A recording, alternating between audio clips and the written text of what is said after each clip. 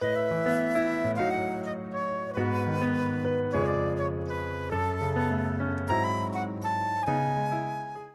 봉독하겠습니다.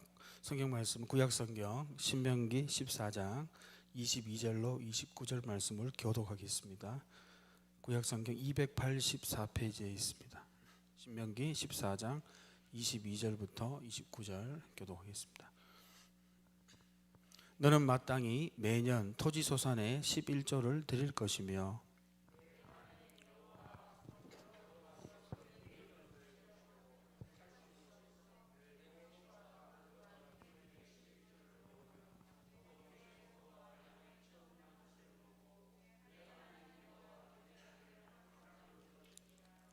그러나 내 하나님 여호와께서 자기의 이름을 두시려고 택하신 곳이 내게서 너무 멀고 행로가 어려워서 내 하나님 여호와께서 그 풍부히 주신 것을 가지고 갈 수 없거든.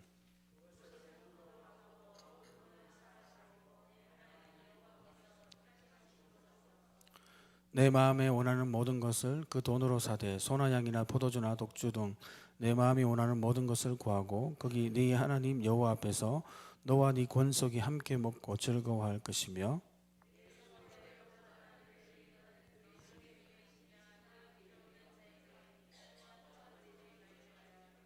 매 3년 끝에 그 해 소산의 10분의 1을 다 내어 내 성읍에 저축하여 같이 읽겠습니다.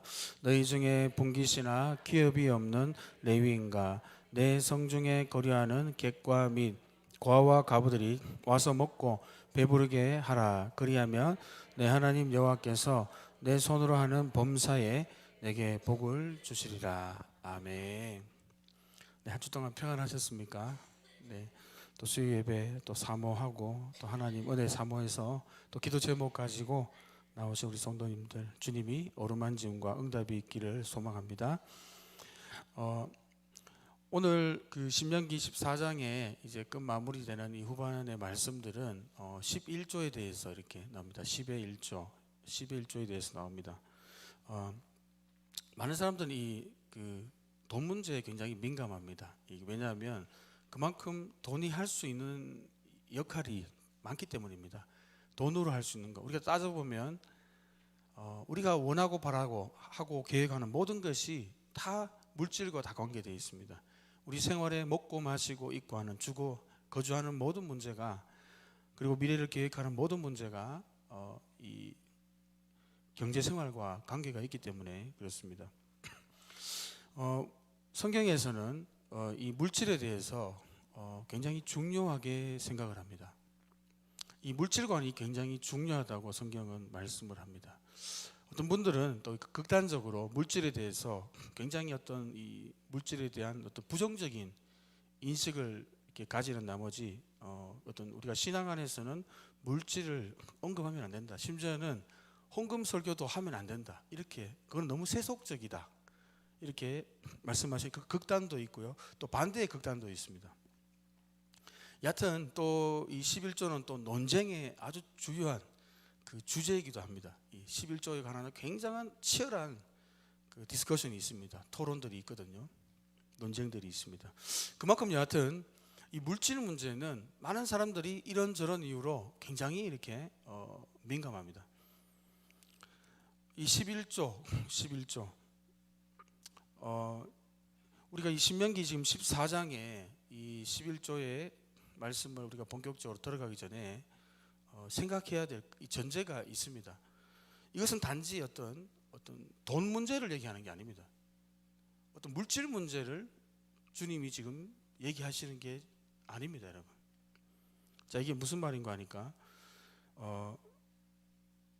신명기 13장부터 보면은 지금 무슨 말씀을 쭉 하고 있나 하면 13장에 우리 지난 시간 잠깐 말씀들을 상기해 보면 여호와 하나님만 섬기고 모든 유혹으로부터 유혹을 제거하고 오직 하나님만 섬기라고 했습니다. 여러분 믿으십니까? 그것이 세 가지로 나왔죠. 거짓 선지자, 꿈꾸는 자가 기적과 이적을 행하면서 다른 신 섬기자 이러면 그것은 주님이 너희의 신앙 정말 주님만 사랑하는지 주님을 가장 사랑하는지를 테스트하려는 것, 그 여부라고 했습니다. 그 여부를 알아보는 시험지라고 했습니다. 시험지. 그러면 이 말씀은 뭔가 하면 하나님을 진짜로 사랑하지 않는 사람, 진리를 진짜 사랑하지 않는 사람은 이런 기적이 흔들려서 거짓 신에 간다는 거예요. 그 테스트지를 준다는 겁니다, 주님이. 그 두 번째는 가장 지근 거리에 있는 사람들, 내 어머니, 아들, 형제, 자녀, 품 안의 아내, 생명을 함께하는 친구가 가만히 꿰어서 다른 신을 섬기자. 아주 굉장히 유혹이, 거부하기 힘든 유혹입니다. 그죠? 그때도 단호하게 이런 유혹을 뿌리쳐야 된다는 겁니다. 그리고 세 번째, 이스라엘 온 한 성읍이 다 이 불량자들 때문에 넘어갔을 때, 이방 신을 섬기는 것, 우상 신을 섬기는 것을 넘어갔을 때, 그 다수 가운데도 다수가 넘어갔더라도 그 다수의 진리가 흔들려서는 안 되고 여호와 하나님만 여러분 섬기라고 했음을 믿으시기 바랍니다. 이것이 13장에 우리가 다뤄본 내용입니다. 그리고 14장에 보시면요, 14장 사실은 제가 지난번 설교할 때 이 부분은 다루지 않았습니다. 14장에 정부정의 음식법이 있지 않습니까? 이 의식법을 통해서 레위기 보면은 이 음식법을 주신 이유가 너희는 몸을 구별해서 거룩하게 사는 하나님의 여호와의 성민이라는 겁니다. 성민, 구별된 사람이라는 것입니다. 너희는 거룩하게 구별해야 된다, 너희 몸을. 그래서 지금 음식법을 주어졌다고 분명히 말씀합니다. 믿으십니까, 여러분? 우리는 구별된 존재라고 했습니다. 그죠? 그것이 하나님을 어떻게 섬기는 것인가. 그리고 하나님을 온전히 섬기는데 13장 전반에는 온전히 유혹을 다 뿌려쳐라. 그리고 하나님을 어떻게 구별되어서 우리가 어떻게 하나님을 기쁘게 섬길 수 있는지, 너희가 너희 자신을 일상의 삶에서 먹고 마시는 문제를 통해서 일상의 삶에서 너희 자신을 구별해야 된다. 구별. 세상 사람들과 똑같이 살아서는 안 된다. 그 대표적인 것이 지난 시간 다루지 않았지만 14장 1절 2절에 보면 애도법이 있습니다. 이방인들이 하는 것처럼 애도할 때 죽은 사람 위해 가지고 자기 몸을 베고 눈썹 사이에 이렇게 털을 밀고, 그 이방 당시 이방의 사람들이 애도하는 풍습이었는데, 너희는 이런 풍조를 따르지 말라는 이유가 너희는 여호와의 성민이고 지상 만민 중에 너를 택하여 자기 기업의 백성으로 삼았다는 것입니다. 자, 이 말씀을 이제 하고 난 뒤에 이제 11조를 얘기하는 거예요. 11조. 많은 사람들은 헌금을 얘기하면 자꾸 돈 문제를 이렇게 얘기하는 줄 압니다. 굉장히 오해가 심합니다. 특히 한국 교회는 더 심한 것 같아요. 그래서 어떤 분들은 아예 헌금 설교를 안 하는 게 더 낫다. 그러나 저의 의견은 제 의견이 아니라 성경은 분명히 말합니다. 여러분, 물질의 문제를 주님이 굉장히 중요하게 다루고 있습니다. 여러분, 마태복음 6장에 보시면요, 주님이 제자들이 이제 건물도 놓고 집도 놓고 고향도 놓고 익숙한 것 모든 것, 자신의 그 안전지대에 있던 모든 것을 내려놓고 예수님 따라가니까 당장 딱 걸리는 게 뭡니까? 먹고 마시는 문제, 생활의 염려가 딱 걸리는 거예요. 미래가 보이지 않습니다. 그 예수님 뭐라고 말씀하십니까? 너희는 이 새들을 봐라. 공중에 나는 새들을 봐라. 저 들풀을, 오늘 있다 내일 지는 저 들어가는 불에 타는 저 들풀을 봐라. 미물을 봐라. 저 새들을 보아라. 내가 먹이고 입히지 않느냐. 하물며 너희일까 보냐. 믿음이 작은 자들아. 여러분, 아멘입니까? 먹고 마시는 문제는요, 주님, 우리가 신앙생활 하는 것과 밀접하게, 다시 말하면 먹고 사는 문제는 물질 문제고, 결론적으로 돌아가면 다 물질입니다. 먹고 살든지 미래를 계획하든지 직장생활, 사업을 하든지 모든 것이 결론적으로는 경제생활과 관계되어 있거든요. 그리고 주님은 분명히 말씀하십니다. 그럼에도 불구하고 너희는 그저 생존을 위해서 존재하는 자가 아니라는 거예요. 우리는 생존을 위한, 생존도 필요하지만 이 땅의 음식도 필요합니다. 주님이 아신다고 했거든요. 나는 너희의 잔인한 아버지가 아니라는 거예요. 하늘 아버지께서는 너희가 이 땅에 살면서 먹고 마셔야 되는 것도 알고 있다고 했습니다. 필요를 알고 있습니다. 그러나 너희는 생존만을 위해서 존재하는 사람들이 아니라고 분명히 말씀했습니다. 제자들에게. 그러면서 너희는 그의 나라와 의를 먼저 구하라고 했습니다. 아멘입니까, 여러분? 그의 나라와 의를 먼저 구하는 자들입니다. 그러면 이 모든 거 더하여, 좋은 거, 영육간에 좋은 거 더하여 준다는 겁니다. 오늘 말씀은 이 11조의 문제는 돈 얘기를 하는 게 아니에요. 이것을 잘 이렇게 신앙생활 하시다가도 자꾸 이런 얘기, 헌금 얘기 나오고 11조 나오면 자꾸 돈 얘기를 하는 줄 압니다.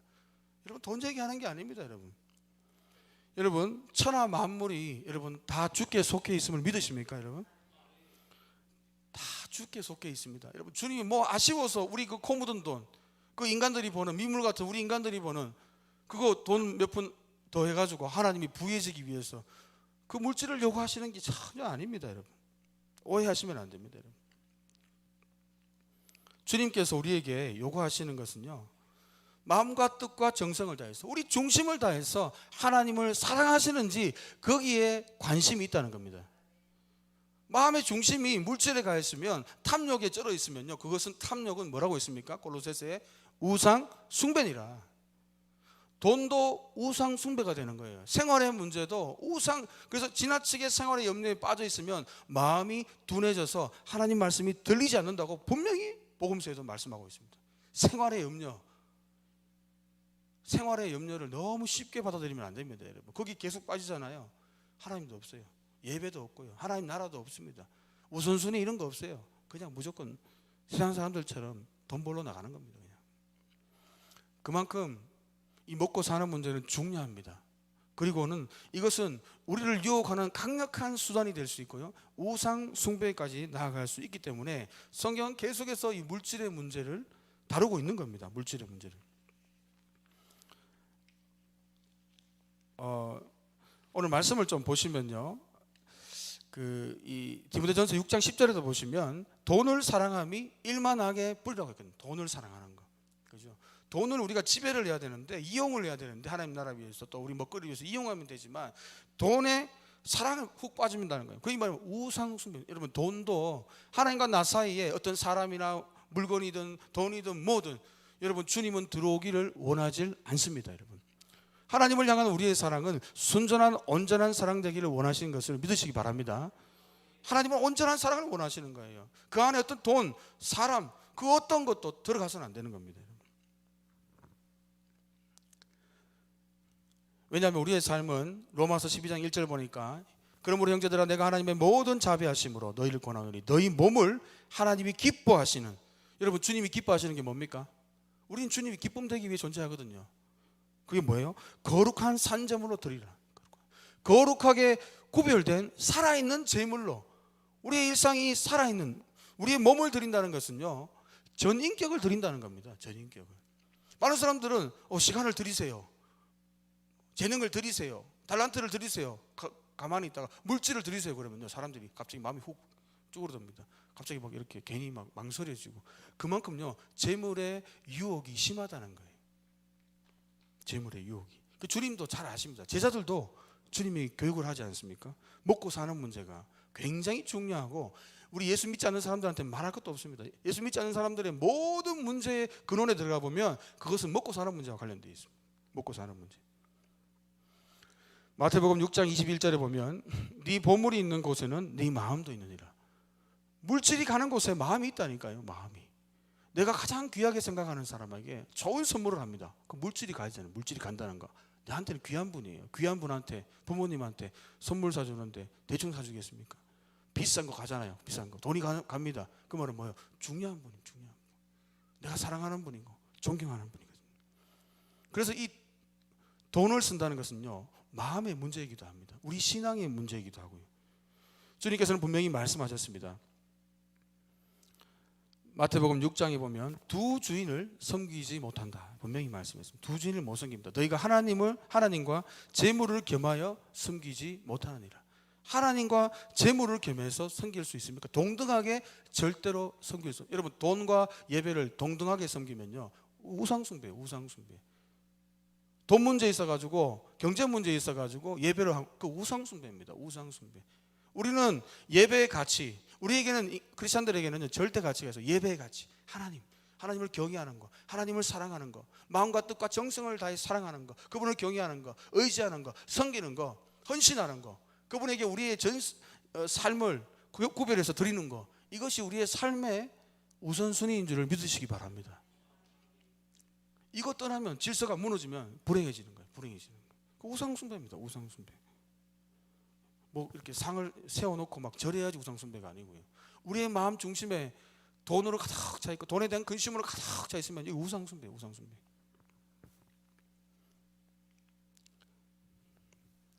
돈을 사랑하며 일만하기 뿌리가 되나니 이것을 탐내는 자들은 미혹을 받아 믿음에서 떠나 많은 근심으로서 자기를 찔렀도다. 믿음도 떠나게 합니다. 이게 돈이 우상숭배 때문에. 물신, 만몬신을 섬기는 거예요. 돈신을 섬기는 겁니다. 돈신을. 여러분, 다시 마지막으로 오늘 말씀 들어가기 전에 이 말씀을 드리고 싶습니다. 우리의 지금 그리스도인의 이 정체성이 뭐냐면요, 그것을 너무 잘 또 나타내고 있는 말씀이 있습니다. 그 말씀이 뭐냐면 고린도전서 6장 20절에 보시면 우리는 값으로 산 것이 되었다고 했어요. 값으로 산 것이 되었으니 그런즉 너희 몸으로 하나님께 영광을 돌리라. 이것이 우리의 인생의 목적이며 가치이며 가장 우선순위고 가장 귀한 거, 가장 소중한 거. 여러분 아멘입니까 여러분? 우리는 값으로 산 것이 되었기 때문에 이제는 우리 소유가 아닙니다 여러분. 모든 것을 다 하나님의 소유고 하나님이 내 주인이고 왕이시고. 여러분 시간만 왕이십니까? 시간만 나의 주인이십니까? 내 재능만 그렇습니까? 물질도 마찬가지예요. 물질도 주님으로부터 왔고요, 주님을 위해 써야 됩니다. 왜? 우리의 전 인생 자체가 값으로 산 것이 되기 때문에 우리는 이제 우리 마음대로 음행을 하거나 마음대로 우리 하나님의 목적에 벗어나게 마음대로 막 사는 존재가 아니라 우리는 하나님의 영광을 위해 세팅되었음을 믿으시기 바랍니다. 하나님의 영광을 위해 딱 세팅이 되어 있어요. 그리고는 그 영광을 위해 우리 물질과 시간과 생각과 관심과 일상의 모든 것이 구별되어야 됩니다. 물질도 마찬가지입니다. 물질도 경제생활도 마찬가지예요. 그래서 우리 신앙을 알아볼 수 있는 여러 가지 지수들이 있습니다. 내 경건 지수를 알아볼 수 있는 방법들, 뭐 기도한다, 뭐 한다 이런 것도 있지만, 말씀 본다 이런 것도 될 수 있지만, 물질 생활을 보면 됩니다. 내 마음이 지금 어디에 있는가, 그죠? 한 달마다 오는 이 그죠 신용카드 내역서가 오지 않습니까? 우리 각자에게 그걸 한번 이렇게 탁 들여다보면서 이 물질이 이렇게 흘러갔구나. 나의 한 달 동안 이 관심이 또 내가 중요하게 생각했던 거, 내가 긴급하게 해야 됐던 거, 이런 일이었구나. 이게 알게 되거든요. 여러분 그 모든 일에 주님을 앞서지 않기를 소망합니다. 저와 여러분이 주님을 가장 귀하게 여겨야 됩니다. 주님을 가장 사랑해야 되고요, 마음과 뜻과 정성을 다해 사랑해야 됩니다. 그래서 이런 차원에서 하나님을 그러면 이제 이 11조 얘기를 하는 이유가 있어요. 11조 얘기를 14장 22절부터 이제 마지막 절 29절까지 하는 이유가 있습니다. 갑자기 뜬금없이 돈 얘기를 하는 게 아니라 이제는 드림으로써 하나님께 영광을 드려야 된다. 드림으로써 하나님을 기쁘게 해야 되고, 드림으로써 또 하나님을 경외하라는 겁니다. 이건 제 말씀이 아니에요. 23절 같이 한번 읽어보겠습니다. 23절입니다. 시작. 내 하나님 여호와 곧 여호와께서 그의 이름을 두시려고 택하신 곳에서 내 곡식과 포도주와 기름을 11조를 먹으며 또 네 소와 양의 첨난 것을 먹고 내 하나님 여호와 경외하기를 항상, 그죠? 여호와 경외하기를 배우는 거예요. 물질 생활 통해서. 이 물질 아깝잖아요. 물질을 함부로 막 쓰는 사람이 없잖아요. 귀한 거거든요. 귀하게 벌었고요, 힘들게 벌었고, 또 이게 할 수 있는, 물질이 할 수 있는 게 많습니다. 우리를 행복하게 할 수 있는 거, 그죠? 자녀도 키우고 교육도 시키고 밥도 먹어야 되고 문화생활도 할 수 있고 계획도 세울 수 있고 다 돈이잖아. 차도 살 수 있고 집도 살 수 있고 돈이 귀하거든요. 안 귀한 게 아니라. 그런데 주님께 드림을 통해서 11조라는 이 제도를 통해서 주님께 드림을 통해서 여호와 경외하기를 배우라는 겁니다. 여러분 저와 여러분이 진짜 주님을 경외하기를 소망합니다. 진짜 경외하셔야 됩니다. 경외. 물질 생활도요, 이 일상의 우리의 생활, 경제 생활과도 신앙은 무관하지 않습니다. 여러분 먹고 사는 문제, 자꾸 먹고 사는 문제하고 조금 그래도 신앙은 조금 양보할 수 있지 않나? 여러분 양보할 수 없습니다. 주님은 먹고 사는 문제가 제일 중요하다고 생각합니다. 왜냐하면요, 그것이 우상숭배에 빠질 수 있는 가능성이 엄청 많고요, 우리 그리스도인들을 위협함, 신앙의 위협을 하는 가장 유혹의 요소가 되기 때문입니다. 여러분 그러면 11조에 이 뜻이 있습니다. 11조. 그 11조에 논쟁이 아까 많다고 말씀했지 않습니까? 이 11조 때문에 굉장히 이렇게 논쟁이 많습니다. 교파별로 논쟁도 있고요, 심지어는 교단 내에도 이 11조에 대한 생각이 또 달라요. 이것이 또 율법이기 때문에 왜 이 율법제도 딴 건 안 하면서 왜 11조만 갖다 놔가지고 이거 뭐 누구 좀 먹여 살리려고 그런가, 막 이렇게 따지는 분도 있고요, 극단적으로. 여러분 그러나 우리 창세기의 말씀을 보면요, 이 11조 제도가 율법은 언제입니까? 모세의 시대에 광야의 시내산에서 레위기에 율법의 말씀이 주어졌거든요. 그때 11조 제도가 성문법으로 문자로 이렇게 딱 주어집니다. 그죠? 아멘입니까? 자, 그런데 문자적으로는 그렇게 주어졌지만 율법 이 시대 이전에, 모세 시대 이전에 11조가 이제 성문법으로 딱 주어진 이전에 사실은 이 11조 제도가 이미 있었습니다. 율법이죠. 그러니까 500년 율법이 여기 그 모세의 시대에 500년 전에 누구 시대예요? 창세기 14장을 보시면요. 창세기 14장을 보시면 아브라함이 11조를 들었다는 얘기예요. 이건 율법 전의 얘기입니다. 500년 전입니다. 율법이 오기 전에 모세의 시절 이거죠. 아브라함, 이삭, 야곱. 야곱의 12아들 중에 누가 있습니까? 레위가 있고 레위 지파에 누가 오죠? 모세가 있거든요. 그러니까 한참 뒤의 얘기입니다. 아브라함 얘기를 하는 거예요. 지금 500년 율법이 오기 전에 한 500년 전입니다. 이미 율법은 성문법 전에 500년 전에 아브라함 때 이미 그 소돔 고모라 지역에 이 5개 부족과 4개 부족이 왕들이 싸우지 않습니까? 이 소돔 고모라 지역에 그걸 두고 싸우는데 거기 살던 조카 아브라함의 조카 롯이 거기에서 이제 잡혀가지 않습니까? 그리고 그 많은 소유도 뺏어가고 그래서 뭐 난리가 났습니다.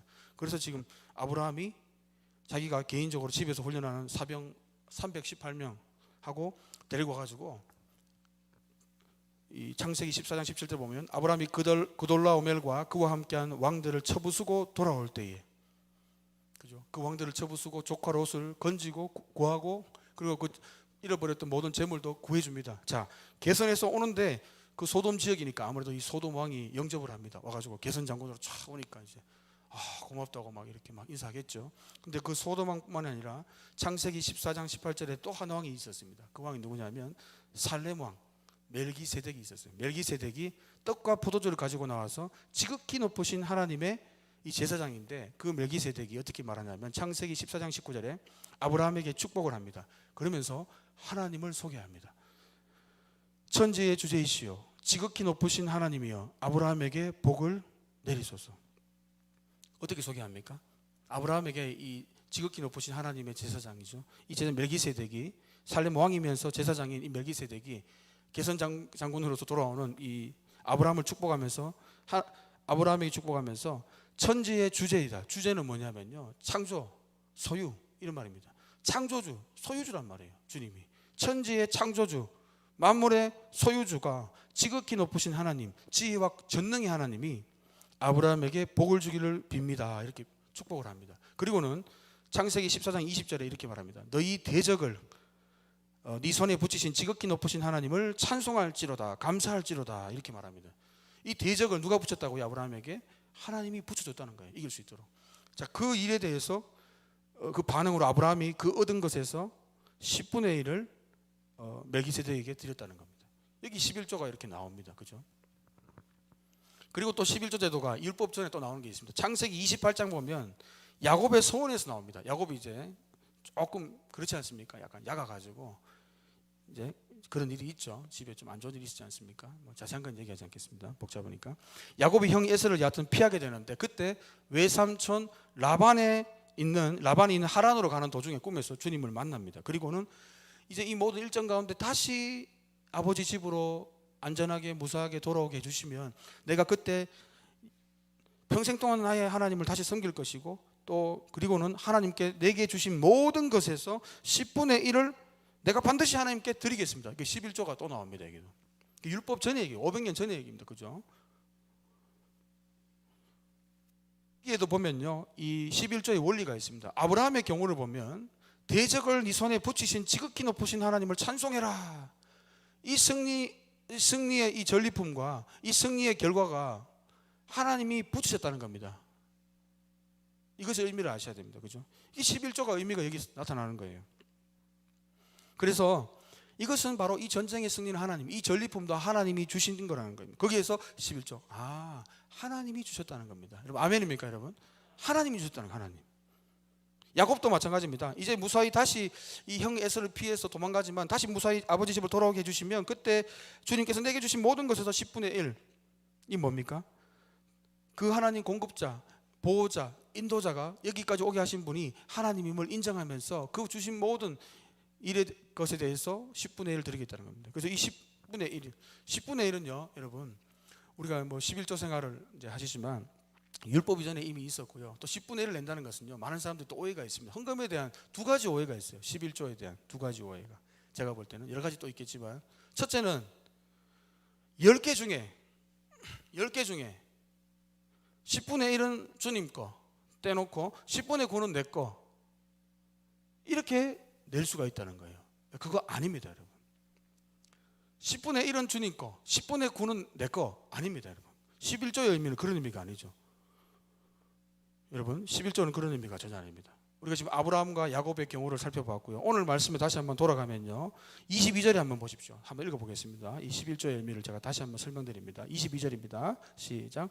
너는 마땅히 매년 토지소산의 11조를 마땅히 드리랍니다. 너무 당당하게 요구하시는 거예요. 야, 너가 벌은 거 수고하고 벌었는 거 너 11조만 나 떼줘. 이게 아니고요. 주님이 말씀하시는 거 모세를 통해서 하는 말씀은 그게 아닙니다. 마땅히 내야 된다고. 마땅히. 24절입니다. 같이 읽습니다. 시작. 그러나 내 하나님 여호와께서 자기의 이름을 두시려고 택하신 곳이 네게서 너무 멀고 행로가 어려워서 내 하나님 여호와께서 그 풍부히 주신 것을 가지고 갈 수 없거든. 여러분 보십시오. 여호와께서 그 풍부하게 주신 것 중에 내는 거예요. 11조. 그러니까 10이 있으면요 11조를 구분한다는 의미가 무슨 말이냐면 11조는 10의 1은 주님 거, 10의 9는 내 노력의 산물이 아니라 10의 10이 주님으로부터 왔음을 10의 1이라는 대표성을 통해서 고백하는 겁니다. 아멘입니까 여러분? 이게 헌금 정신입니다 여러분. 10의 1은 드렸고 10의 9는 내 마음대로 써도 되는 게 아니라 10의 10이 주님으로부터 온 거예요. 주님으로부터. 주님께서 돈 벌 수 있는 여건을 주시고 사람도 붙여주시고 기회도 주시고 직장도 주시고 사업의 거래처도 열어주시고 또 돈줄도 열어주시고 또 계약도 이루어지게 하시고 재난도 막아주시고 질병도 막아주시고 인사관계도 하나님이 잘 섭리적으로 도와주시고 여러분 이것이 때가 딱 맞지 않으면 하나라도 틀어지면요 여러분 돈 버는데 굉장히 지장이 많지 않습니까 여러분? 여러분 우리가 수고하는 것 같지만 하나님이 돕지 않으면 우리가 우리 스스로 살 수 있는 존재가 아니라는 것을 11조 제도를 통해서 알려주고 그래서 11조를 낸다는 것은요 주님 내가 벌은 거 주님께 이제 좀 드리겠습니다 이게 아닙니다 여러분. 주님 내 모든 것이 주님 것입니다. 아멘입니까 여러분? 내 모든 것이 주님 거예요. 주님 거. 이걸 고백하는 겁니다. 일이라는 대표성을 통해서. 그런데 재미있는 사실은 뭐냐면요 구약에 이 11조 제도가 있지 않습니까? 11조 제도를 통해서 이 소산물을 땅의 소산물을 거둬들여서 11조를 통해서 하는 일이 몇 가지가 있었습니다. 여기 보시면요 레위인 얘기가 나오거든요. 레위인 여기 29절에 한번 보십시오. 너희 중에 분깃이나 기업이 없는 레위인 얘기가 나오지 않습니까? 그죠? 27절 같이 한번 읽어보겠습니다. 27절입니다. 시작. 내 성읍에 거주하는 레위인은 너희 중에 분깃이나 기업이 없는 자니 또한 저버리지. 그죠? 이 11조는요 어떻게 쓰였냐면 레위인을 먹이는 데서 레위인은 그 땅을 이렇게 지파별로 분배하지 않습니까? 기업을 준다고 하는데 레위인은 기업이나 그 땅이 없어요. 분배받은 게. 온전히 레위인들은 회막 봉사를 하고 제사장 업무를 보조하지 않습니까? 그래서 레위인이 이 11조를 받아서 생활할 수 있도록 11지파가 돕는 거예요. 그렇게 하도록 주님이 명령하셨습니다. 그죠? 그 대신에 레위 지파는 회막 관련된 일, 그죠? 회막에서 뭐 찬양하고 회막과 관련된 모든 일, 제사장의 업무를 보좌하는 일을 통해서.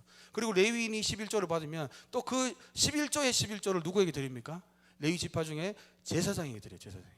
그 제사장이 또 생활을 하고 그 업무를 할 수 있도록 종교적인 업무를 할 수 있도록 그렇게 하게 됩니다. 그리고 여러분 11조에 또 놀라운 것이 있습니다. 26절 같이 한번 읽습니다. 26절 시작.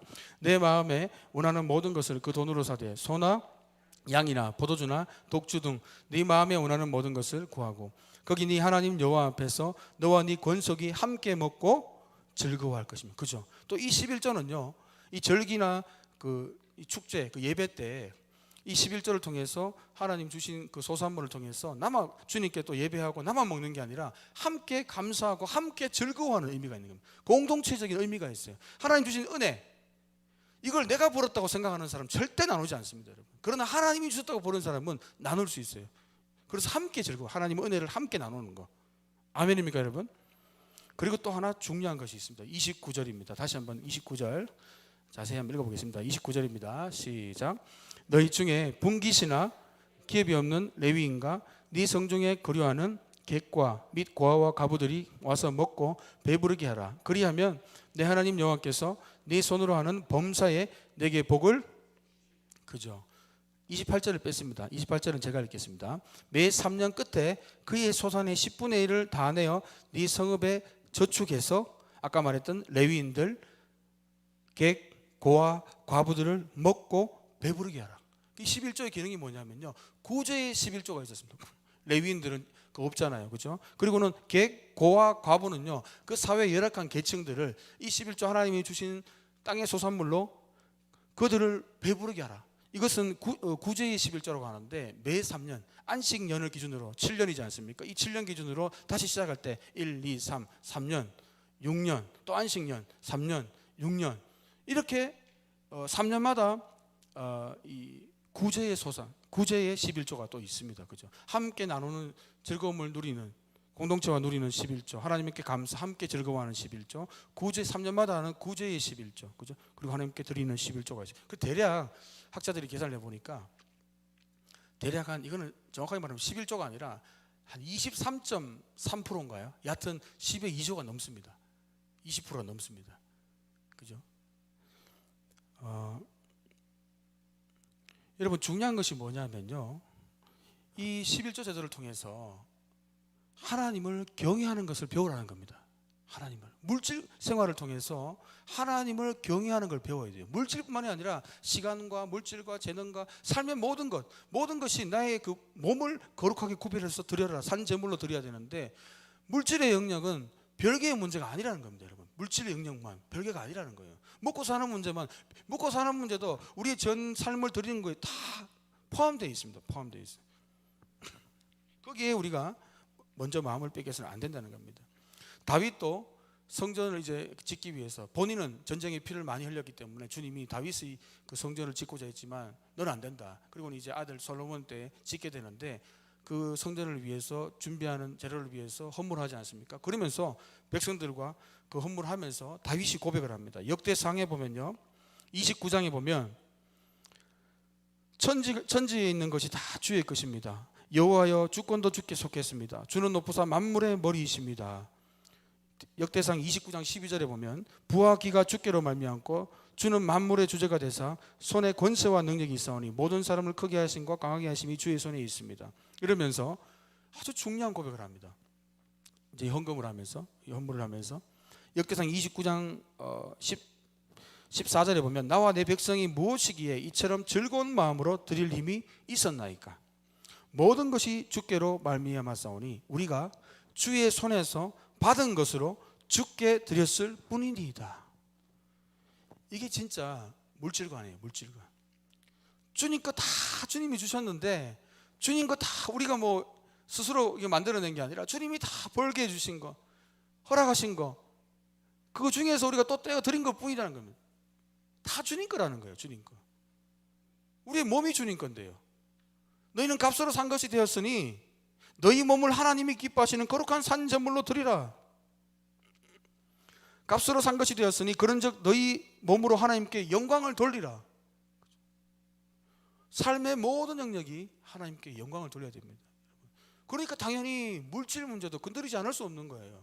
왜? 물질이 가장 이게 우상 숭배하기 너무 쉽거든요. 너무 일상과 맞닿아 있고요. 우리가 물질 없으면 못 살지 않습니까? 그만큼 중요하고 소중합니다. 그러니까 마음을 뺏기기가 너무 쉬운 거예요. 주님은요, 너희 마음과 뜻과 정성을 다해, 너희 중심을 다해서 주님을 섬기기를 원하심을 믿으시기 바랍니다. 그 어떤 것에도, 그 무엇에게도 마음이 뺏기는 것을 원치 않으시는 겁니다. 그것을 영적 간음이라고 하죠. 간음, 우상숭배라고 합니다. 우상숭배.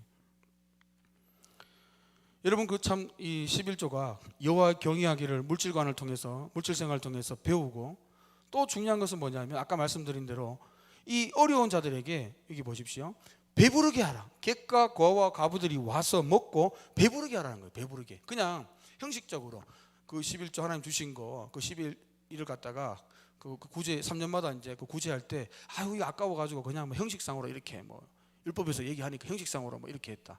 그게 아니라 그들을 먹이는데 하나님이 주신 은혜로, 은혜의 소산물로 그들을 풍성하게 배불리라는 겁니다. 그냥 적절히 이렇게 먹게, 형식만 취하라는 것이 아니라 배불려라. 이 말은 하나님의 은혜를 나누어라, 사랑을 실천하라, 긍휼을 실천하라. 바로 율법의 목적입니다. 하나님 사랑, 경외. 이 물질 생활을 통해서 하나님 사랑하는 것을 배우고 이웃 사랑을 배우라는 겁니다. 아멘입니까 여러분? 그래서 이 11조는요 돈 얘기하는 게 아니에요. 정말 신앙생활을 제대로 하려면 하나님 외에 더 사랑하는 것이 있어서는 안 된다는 겁니다. 여러분, 하나님 외에는요 더 사랑하는 거, 더 관심 가는 거, 더 마음 뺏기는 거. 하나님께 여러분 가장 귀한 것 드리시기를 소망합니다. 가장 귀한 것 드리세요. 남아있는 시간, 남아있는 물질, 그게 아닙니다 여러분. 그리고 물질을 드릴 때 마찬가지예요. 11조를 드리든 감사를 드리든 뭘 드리든 간에 신앙 고백이 돼야 돼요. 믿음이 들어가야 돼요. 이거 그냥 이거 뭐 또 한 달 돌아왔으니까 11조는 빼자, 일단 빼놓고 일단 그냥 탁 드리면 드렸다가 아니고요 여러분. 그렇게 드리면 안 돼요. 뭐 옛날 어르신들은 뭐 이렇게 달에서 드리는데 뭐 달에서까지 안 드려도 됩니다. 뭐 정성이니까 제가 뭐 나쁘다고 표현을 하지 않습니다. 그러나 달에서까지는 드려도 안 드려도 되지만 여러분, 그러나 우리의 마음이 최소한 이 마음이 있어야 돼요. 이 물질은 주님이 주셨고 나는 주님의 공급하심으로 살고, 나는 주님을 의지하지 않고, 나는 의지하지 않으면 나는 살 수 없고, 주님이 내 공급자시고 이 주인이시고 이 경제 생활에도 나는 물질보다 주님을 더 사랑합니다 고백하는 겁니다 여러분. 아멘입니까 여러분? 그것이 이 11조의 정신이고 이 물질관이 돼야 된다는 것입니다. 그리고는요, 이 물질 하나님 주신 거 나만 잘 먹고 잘 사는 게 아니라 이웃과 함께 나누면서 풍성하게 하나님의 사랑이 흘러가도록 우리는 축복의 통로임을 믿으시기 바랍니다. 은혜의 통로임을 믿으시기 바랍니다. 그죠? 그러면 보십시오 여러분, 놀라운 일을 경험하게 됩니다. 11조 생활을 통해서, 이 헌금 생활을 통해서, 물질 생활을 통해서도 우상 숭배하지 않고 마음 뺏기지 않는 사람, 하나님을 중심에 두고 하나님만 섬기고 하나님만 의지하고, 이 물질도 우리가 종이 되는 것이 아니라 물질을 지배해서 하나님 나라를 위해서 쓰고, 하나님 몸된 교회를 위해서 쓰고, 하나님을 경외하고 마음 뺏기지 않고 거기에, 그리고 이웃을, 그 사랑을 구절을 통해서 실천할 때 주님이 뭐라고 하십니까? 29절에 보십시오. 너희 중에 분깃이나 기입이 없는 레위인과 성중에 거류하는 객과 고아와 과부들을 와서 먹고 배부르게 해라. 그리하면 내 하나님 여호와께서 네 손으로 하는 범사에 네게 복을 주시리라. 이 축복이 있기를 소망합니다. 이게 무슨 말이냐면요, 이걸 또 잘못 해석하면요, 그래 막 돈 많이 내니까, 돈 많이 내면 하나님이 또 돈 많이 풀어주신다. 여러분, 그건 저질적인 겁니다. 여러분, 정말 성경을 저질적으로 해석하는 거예요. 이게 그런 거 아닙니다. 돈 놓고 돈 먹기가 아니에요 여러분. 어떤 분들은요, 돈 많이 해가지고 돈 많이 타라, 뭐 투자 개념으로 이렇게 막 얘기하시면 그 전부 다 가짜입니다. 그 가짜 해석이에요. 그런 해석이 하면 안 돼요. 그건 가짜고요. 이 말은 뭐냐 하면요, 하나님을 물질 생활을 통해서도 거기 물질에 유혹받는 것이 아니라, 만몬신을 섬기는 것이 아니라 여호와 하나님께 모든 것이 왔습니다. 이 물질 모든 것이 주님께 왔음을 고백하고, 여호와 하나님을 이 물질에 늘리지 않고 물질보다 하나님을 당연히 더 사랑하고, 이 하나님의 주신 은혜와 사랑을 인정하고, 이 공급자가 주님을 인정하고, 하나님 아니고는 내가 이렇게 살 수 없는 걸 인정한 사람은요, 은혜를, 또 이웃사랑, 하나님 사랑, 경외하고 물질을 통해서 이웃을 사랑할 때, 어려운 자를 도울 때 어떻게 됩니까?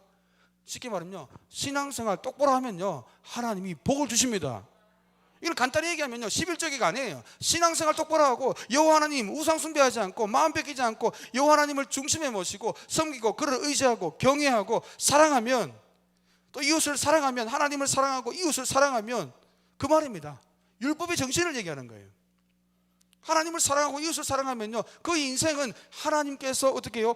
그가 손대는, 어떻게 여호와께서 네 손으로 하는 범사에, 손대는 일마다 하나님이 일이 되게 도와주심을 믿으시기 바랍니다. 여러분, 경건 생활은요 하나님의 더해 주심이 있습니다. 여러분, 이 재미가 있어요. 경건 생활이 그저 막 고행하듯이 신앙생활 하지 마시고요, 신앙생활에는요 우리 중심이 진짜 하나님 앞에 가 있잖아요. 이웃에 진짜 사랑하잖아요. 가짜 그런 거 말고 배부르게, 그냥 형식만 이게 아니라 배불리는 거, 진짜 사랑하라는 거예요. 배부를 때까지 먹이라는 겁니다. 하나님이 주셨잖아, 너가 인정하면 그거 축복은 나눠줘. 그러면 너희 생활 내가 책임질게. 너가 하는 사업에도 내가 사람 붙여줄게. 너가 하는 사업에도 내가 거래처 붙여줄게. 너가 하는 중요한 사람의 미팅에서도 내가 길을 열어줄게. 계약을 열어줄게. 여러분, 주님의 축복이 있음을 믿으시기 바랍니다. 여호와께서 내 손으로 하는 범사에 네게 복을 주시리라. 여러분, 그러한 자는 또 상사에게 인정받게 해주시고요, 중요한 자리로 주님이 요직으로 옮겨주시게. 여러분, 제가 지금 무슨 기복주의 설교하는 게 아니에요. 여러분, 이 전제가 뭡니까? 우상을 숭배하지 않는다는 전제예요. 물질이 하나님 자리에 앉아와서는 안 된다는 것입니다. 여러분, 그 어떤 것도 그 무엇도 주님의 자리에 올 수 없음을 여러분 믿으시길 바랍니다. 마지막으로 이 헌금에 대해서 아까 그 오해가 첫 번째 뭐냐면요, 아까 말씀드린 대로 이게 단순히 어떤 돈 문제가 아니라는 거예요. 여호와를 경외하는 문제와 직결되어 있고, 그리고 모든 것이 주께로 왔다는 고백이라고 했습니다. 자, 그리고 두 번째는 뭐냐면요, 마가복음 12장에 보면요, 제가 이 텍스트는 다 읽지 않겠습니다. 시간 관계상 간단히 설명해 드리면, 주님이 이렇게 헌금 내는데 그 헌금통을 이렇게 아주 주의 깊게 보고 계셨다고 이렇게 말씀합니다. 마가복음 12장에 한번 찾아보십시오. 누가복음 21장도 나옵니다. 아주 주의 깊게 이 헌금통을 쳐다보고, 왜 그런지 아십니까? 그러면 주님이 이렇게 말씀하세요. 한 가난한 과부가 와서 2렙돈, 한 고드란트를 넣었고요, 또 이 가난한 자가 2렙돈을 넣었답니다. 그리고 또 어떤 부자가 와서 또 많이 넣고 갔어요. 자, 이제 다 보고 난 뒤에 주님께서 이렇게 평가하십니다. 지금 내가 쭉 봤는데 내가 참으로 너에게 말한다. 이 제자들에게 지금 신앙 교육하는 겁니다. 헌금통 앞에 두고, 이 가난한 과부가 다른 모든 사람보다 더 많이, 가장 많이 넣었다. 이 가난한 과부가 다른 모든 사람보다 많이 넣었도다. 누가복음 21장 3절. 그러면서 이유를 이렇게 말씀하세요. 누가복음 21장 4절에 보면, 저들은 그 풍족한 중에, 부자들은 풍족한 중에 헌금을 넣었거니와 이 과부는 그 가난한 중에 자기가 가지고 있는 생활비 전부를 넣느니라. 아멘입니까 여러분? 여러분, 헌금을요 아주 그 인본주의적으로 접근하면 안 됩니다. 여러분, 돈 얘기로 접근하는 사람, 여러분 큰일 납니다. 여러분, 돈 얘기로 접근하면. 헌금을요 어떤 다른 사람의 액수, 저 사람 10만 원 냈고 난 100만 원 냈으니까 난 내 10만 원은 너무 적은 것 같다, 괜히 내가 뭐 그렇네, 여러분 절대 그렇게 생각하지 마세요. 헌금은요 우리 믿음의 고백임을 믿으시기 바랍니다. 단돈 1,000원, 이 2렙돈은 단돈 1,600원, 1,600원. 돈 많은 사람들은 얼마나 많이 냈겠습니까? 수백만 원, 수십만 원, 수천만 원 냈겠죠. 그런데 주님은요 이 가난한 과부가 냈는데, 그 가난한 과부가 하나님을 어떻게 생각하는지 알고 있다는 겁니다. 1,600원을 냈어요. 1,600원과 세상에 갇힌 1,600원과 1,000만 원과 100만 원은 당연히 100만 원, 1,000만 원이 더 많이 냈는 겁니다. 그러나 하나님께서 헌금을 받으시는 주체임을 믿으시기 바랍니다. 근데 그분이요 이 가난한 과부는요 1,600원 냈지만 사실은요 그 돈 없으면요 다음 끼도 못 먹는 거예요. 그러나 주님 사랑해서 그걸 냈다는 거예요. 이 절대 액수로 비교하는 건요, 이건 완전 자본주의 시스템이, 교회 안에 바벨론 시스템이 들어온 겁니다. 여러분, 이건 이미 세속화된 거예요. 큰일 납니다. 여러분, 헌금을 그렇게 생각하시면 헌금이 만약에 절대 액수로 생각하시면 당연히 부자들에게 실질적인 도움 되니까, 도움 되잖아요. 뭘 살려면 도움 되고, 지으려면 도움 되니까, 야 부자들 많이 내, 부자들에게 엄청 강조하시겠죠. 그게 아니라는 거예요. 가난하든 부하든 이 헌금 문제, 물질 문제도 우리의 온전한 신앙 고백 듣기를 원하시는 분임을 믿으시기 바랍니다. 여러분, 하나님은요 삶의 모든 영역이 우상이 들어오는 거 원하지 않습니다. 여러분, 저와 여러분이 주님만 더 사랑하기를 소망합니다.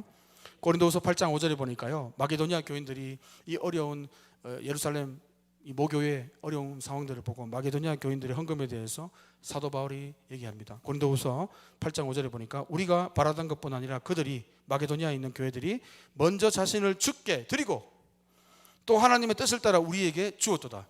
바울 일행에게 줘가지고 예루살렘에 헌금하게 했다는 거예요. 마게도니아 교인들이 어떻게 해요? 먼저 헌금 드리기 전에 먼저 뭘 드렸다고요? 자신을 드렸다는 거예요. 여러분, 헌금 드리기 전에 우리의 마음을 드리기를 소망합니다. 하나님 사랑과 경외함을 드리기를 원합니다. 하나님 우리 인생의 주님을 고백하기를 원합니다. 하나님 밖에 없음을 고백하기를 원합니다. 그러면요 그 물질이 얼마이든 간에 우리 형편에 따라서, 그죠? 하나님이 아세요. 최선을 다하시고 믿음으로 드리면 여러분 만족하시면 됩니다. 다른 사람하고 비교하지 마시고, 그죠? 저 사람 얼마 냈으니까 나도 이렇게 맞춰서 얼마 내야지. 여러분, 큰일 납니다. 그런 건 받지 않습니다. 주님은 속일 수 있는 분이 아니거든요. 마음의 중심을 보시는 분 앞에 우리가 더욱더 신실하게 주님만 섬기게 되기를, 그러한 성도님 또 제가 되기를 예수님 이름으로 축복합니다. 기도하겠습니다.